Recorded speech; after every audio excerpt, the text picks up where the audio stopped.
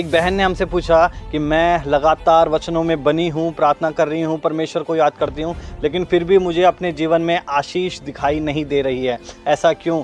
तो मैं आपको बताना चाहूँगा कि प्रभु यीशु मसीह ने एक दृष्टांत सुनाया दो मनुष्यों का, जिसमें एक अपना घर चट्टान पर बनाता है और एक अपना घर बालू पर बनाता है।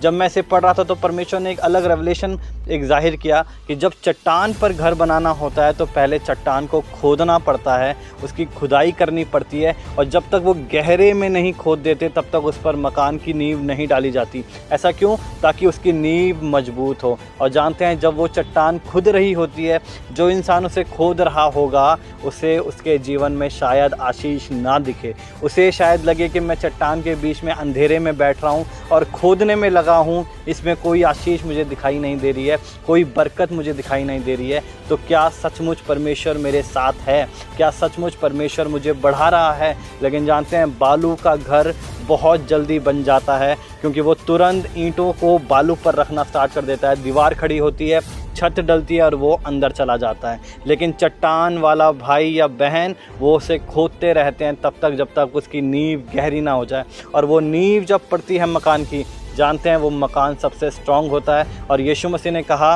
कि वो व्यक्ति, जब तूफ़ान आएगा, मेंह बरसेगी, लहरें आएंगी, अपने घर पर वो आराम से परमेश्वर की महिमा कर सकता है।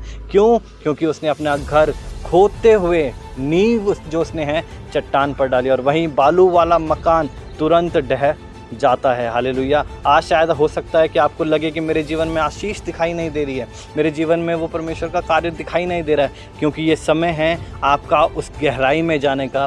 परमेश्वर आपकी जड़ों को स्ट्रॉन्ग कर रहा है, वो उस विश्वास को बढ़ा रहा है, चट्टान की तरह मजबूत कर रहा है कि फिर चाहे कितनी भी बाढ़ें आएँ, कितने भी मेंह बरसे, कितनी भी लहरें टकराएं, आपका विश्वास बिगड़ ना जाए। और जब एक बार वो मकान खड़ा हो जाएगा, मेरी बात नोट कर लीजिए, आप परमेश्वर की ऐसी महिमा को देखेंगे कि बाहर तूफ़ान होगा, लोगों के लिए तूफ़ान होगा, लेकिन आप अपने घर में आराम से बैठकर परमेश्वर की महिमा को करेंगे। आमीन।